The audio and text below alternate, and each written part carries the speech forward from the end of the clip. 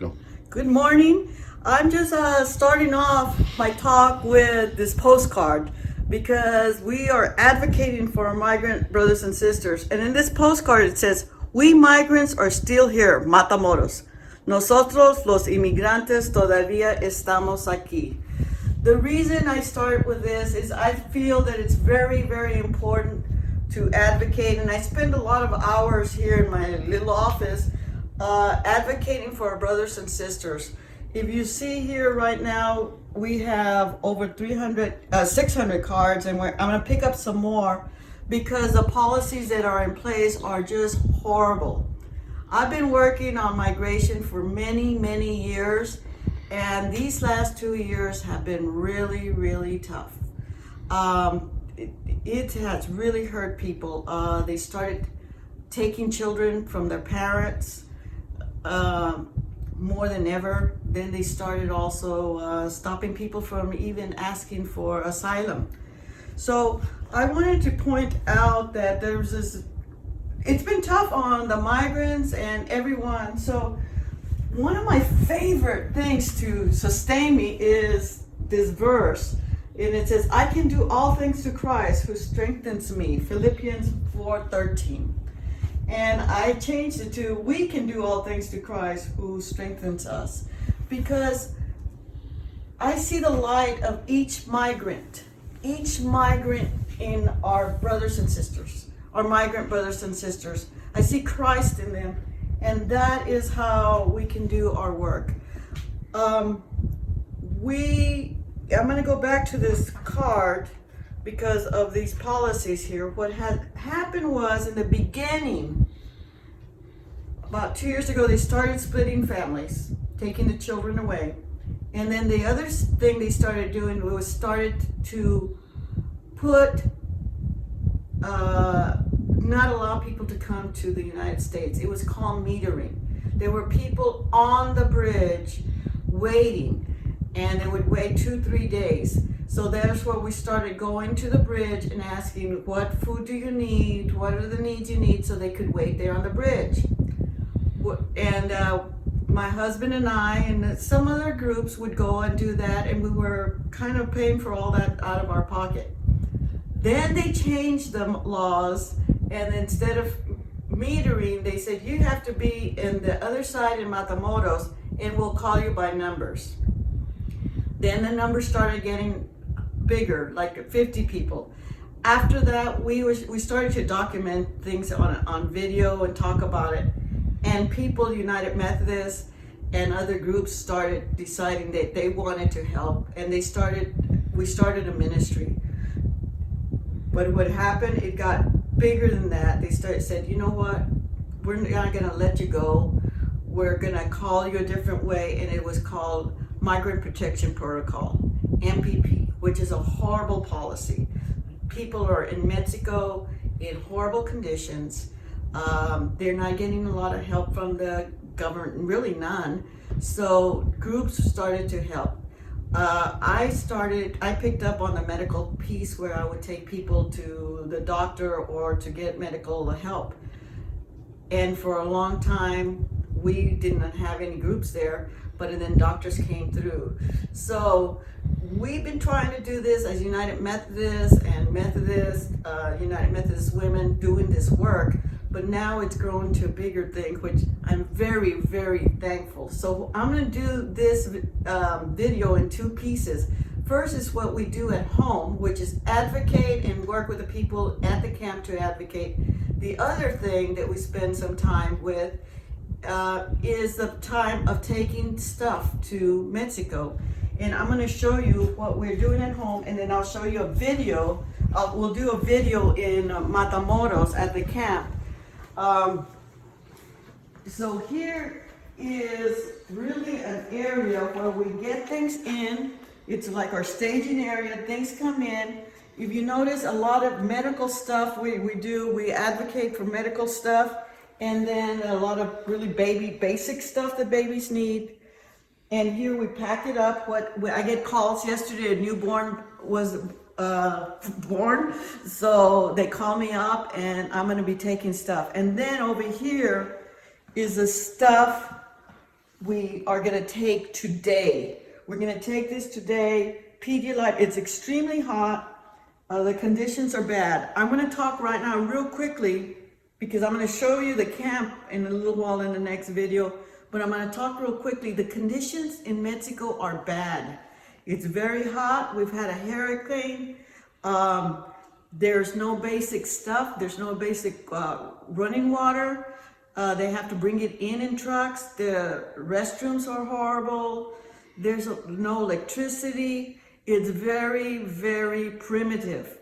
There's also a lot of issues of safety. We have people can get sick very easily there because of the sanitary conditions. COVID is a problem also. So there's a lot of issues. And safety, I'm talking about there's cartels there in Mexico. So the migrants there have to be careful. So we need to really, really advocate that people come into the United States. I will show you the camp in a while, and I will tell you about how fantastic these migrants are. They're fantastic people. They're people that we should invite, and they are asylum seekers. If you heard their stories, they're horrific. Stuff that is really, really sad. I'm not going to be talking about that there because I don't want to re-traumatize people. But I just want to tell you thank you for helping the migrants. You are the light. You are Christ as they are. And we will do another video over there with all this information. Blessings. Hello, I'm Deaconess Cindy Andrade Johnson, and it's Tuesday again, and I'm here with this wonderful doctor. And what's your name, sir? Yeah, my name is Nick Patel. I'm a pediatrician in Salt Lake City. Okay, he's a pediatrician. Perfect, because, like you know, we just got about $300 worth of medication and some other stuff.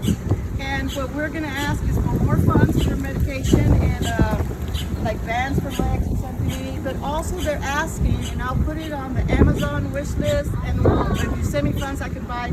We need a lot of children's vitamins, and what is it called for the women? Prenatal vitamins. Prenatal vitamins for the women. So what I'm trying to say is the camp here was with about 2,500 people. Now we're down to about 1,000. Yeah, I think about 1,000 people, and most of them are women and children, it seems like. 1,000 of them, mostly women and children. So I have always focused on the medicine, so I'm really excited that we have a pediatrician. What can you tell us? Yeah, well, hi. So we have a lot of kids here. Most of the common ailments that we see here are mostly things like diarrhea, things like weight loss or decreased weight, and then also a lot of rashes. So I think with a lot of these kids being out in the elements, I think they're getting a lot of kind of minor illnesses that just need a little bit of treatment, and treatments that we can afford for the most part, and they're easy to give and pretty easy to treat. But you know, the things that kids really need a lot of are things like educational materials, things like medications. But you know, even despite all of that, despite all of how difficult it is out here, you see the kids and they're so resilient and so happy for the most part, and they're doing the best they can given the situation. Yeah, and what we want to also highlight is still they are doing such a great job because there's no running water. They bring the water that comes in. Yeah. The cooking, they cook on with firewood. Yeah. For showering and everything, it's still very primitive. You can go that way. So we have a small group. So the big important thing that we're going to ask, we're still asking for things because we're still socially distanced and everything. These families have gone through really bad weather. It's extremely hot. Our big thing is also advocacy. This has to end. We have doctors coming from Oregon? Sorry, Utah. From Utah, from all over the country, because there's such a need to take care of the people here. So we're saying this is not a good place for anyone, for children, the newborns. There was a newborn, I came and brought some. Yeah. So we need advocacy. I know this video was going to be shown at a church event and in a classroom at university. We're saying, yes, people are trying their best, but this policy that the Trump administration and our government has put in place is wrong. And there's other better ways for migrants to come into the country and for refugees to be processed. Yeah, no Would you kid- like to add something? Yeah, no, I was gonna say no kid should deserve to have to live in these sort of conditions. You know, in the heat, the humidity, the disease. You know, their parents are doing the best they can, but it's also not a safe place for these kids to be. And every day you see the river, and the river's right there, and you see the U.S. It's kind of temptingly close, and you just always feel for these kids because you're so close to freedom and safety and security. Yeah, so I agree completely. Okay, thank you for all of you that have volunteered and send us funds. We can't do without funds of doctors. That I've met so many doctors that are incredible that have volunteered their time, the funds, and we want those vitamins. I'll put it in the Amazon list, the vitamins and the prenatal for the children and for the mothers. Blessings to all of you. Bye-bye. Tardes, como pueden ver, todos me conocen. Venimos a hablar del tema de la desesperación. Good afternoon. Like you all know me, we're coming here to talk about the theme of desperation. This is the second time. Nosotros los niños no podemos estudiar ni nuestros padres trabajar. Estamos muy desesperados y es mucho tiempo de estar aquí. Us as children, we can't go out and study, and our parents can't work. We're very tired of being here. Y le pedimos al presidente que les deje pasar de por favor y que porque los otros niños no queremos estar aquí. Ya es prácticamente un año. We asked the president to please let us pass, and the children don't want to be here. We've been here almost a year. Bueno, aquí les paso a mi amiga para que les explique un poco más el tema de la desesperación. Here comes my friend that's going to talk more about the theme of desperation. Buenas tardes, como les estaba diciendo mi amiga, hoy es el día que venimos a hablar de la desesperación. Good afternoon. Like my friend says, today's the day we're going to talk about our desperation. La verdad de las cosas, ya tenemos mucho tiempo de estar aquí y pues ya no queremos seguir aquí. The thing is, we've been here a very long time and we don't want to be here anymore. Lo único que nosotros queremos, bueno, yo, ella y ella lo que queremos es estudiar. The only thing we want, my friends and my two friends, is that we want to study. Queremos estudiar porque ya tenemos mucho tiempo de estar aquí, no hemos podido estudiar, nuestros padres no han podido trabajar. We've been here a very long time. We haven't been able to study, and our parents haven't been able to work. Hemos sufrido muchas cosas para llegar hasta acá y pues vamos a seguir acá primeramente Dios para poder entrar a Estados Unidos.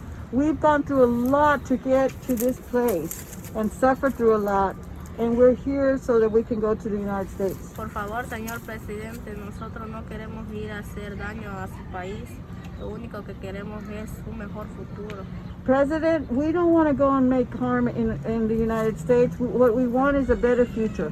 Lo único que queremos es ir a trabajar o a estudiar, no sé, pero no queremos hacerle daño a nadie ni robar nada.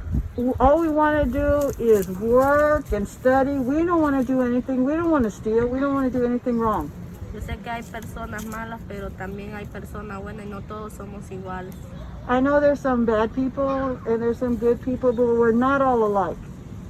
Y pues aquí les voy a pasar a mi amiga para que les siga explicando sobre el tema de la desesperación. And now I'm going to pass you to my friend that will continue talking about the theme of desperation. Primeramente, buenas tardes. Como mis amigas están explicando, ya prácticamente es un año para muchas personas en el campamento. Like my friend has said, first, good afternoon. Like my friend says, we've been here for over a year for a lot of people here in the camp. Y no sabemos cuál va a ser nuestro fin, que si vamos a poder cruzar. Muchas personas no pueden regresar a sus países por el riesgo que hay, por las razones que salen de sus países. We don't know what our future is, but if they send us to our home country, there's so many dangers there. There's so many things that we can't predict. Porque hay muchos peligros en nuestros países, nos pueden matar. Because there is a lot of dangers in our countries, they can kill us. Y por eso nos ha tocado soportar todo un año y no sabemos qué tanto más va a durar. We have suffered a whole year. We don't know how much longer we're going to have to be here.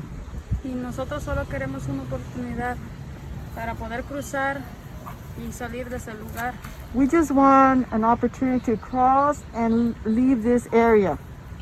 Porque no sabemos cuándo vamos a salir de este lugar, porque hay muchas personas se desesperan, los niños toman decisiones en cuál va a ser su final. Hay muchas personas que se van y no saben el riesgo que toman.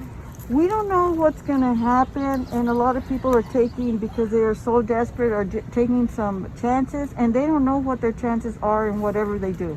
Por ejemplo, como el muchacho que cruzó, él murió por un sueño, pues le pasó, se ahogó por dar un mejor futuro a su hijo. Like the man that passed, he went through the river, and because he had a dream to go there for his son, and he drowned and died here. Es muy duro lo que estaba pasando esa familia, pero por todo un sueño americano, por poder tener un mejor futuro para toda su familia.